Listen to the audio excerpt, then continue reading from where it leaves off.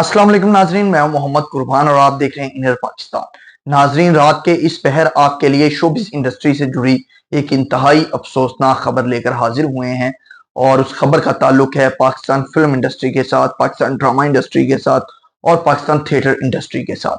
जी हाँ, बिल्कुल मेरी मुराद है अदाकार जावेद कोडू साहब, जिन्होंने पाकिस्तान फिल्म इंडस्ट्री के लिए भी काम किया, ड्रामा इंडस्ट्री के लिए भी काम किया और थिएटर इंडस्ट्री में भी काम किया। लेकिन अफसोसनाक बात यह है कि अब जावेद कोडू हमारे दरमियान नहीं रहे। वो दारे फानी से रुखसत हो गए हैं, अपने खालिके हकीकी से जा मिले हैं। मेरी मुराद है कि अदाकार जावेद कोडू इंतकाल कर गए हैं। नाजरीन, अदाकार जावेद कोडू जो काफ़ी अरसे से अलील थे, उन्हें पहले फॉलिज का अटैक हुआ, जिसके बाद इलाज मुआलजा चलता रहा। जावेद कोडू साहब के हवाले से यह भी बताया जाता है कि वो दिल के आर्जा में भी मुब्तला थे और गुज़श्ता कुछ अरसे से वो लाहौर के जनरल अस्पताल में एडमिट थे, दाखिल थे, जहां पर उनका इलाज मुआलजा भी चल रहा था।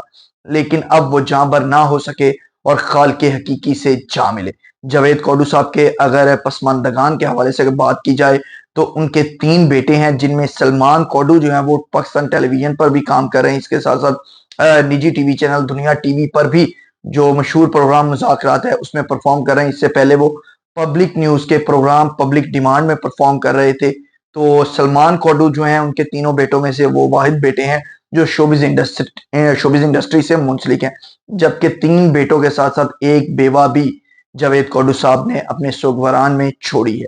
जावेद कोडू साहब के अगर शोबिज करियर के हवाले से बात की जाए तो वो अपने छोटे कद की वजह से ड्रामा बीनों में बहुत ज्यादा मकबूल थे। लोग मोहब्बत करते थे, उनसे प्यार करते थे। जब वो स्टेज ड्रामों में स्पेशली आते थे तो लोग हंस हंस के लोट पोट होना शुरू हो जाते थे।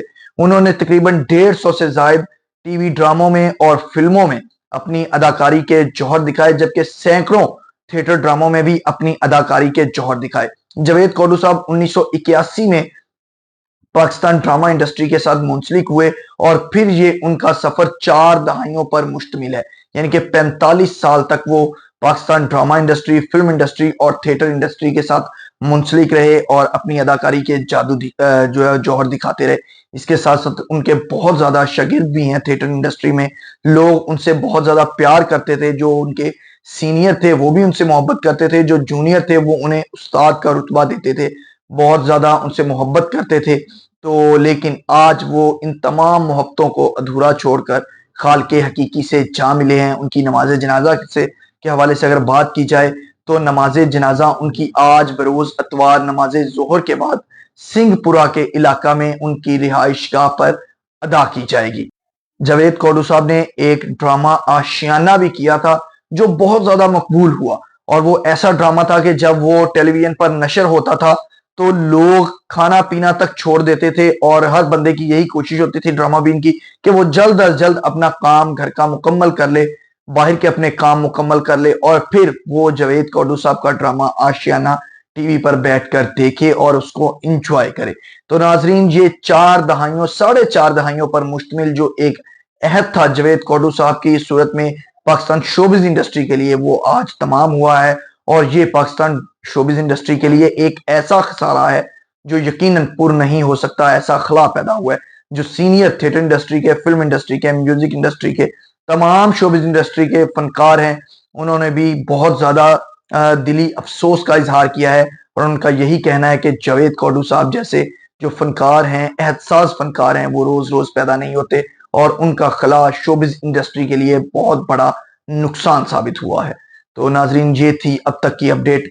जावेद कोडू साहब की नमाज जनाजा के हवाले से भी हमने आपको बताया, उनकी बीमारी के हवाले से भी, उनके सोगवारान के हवाले से भी और शोबिज कैरियर के हवाले से भी।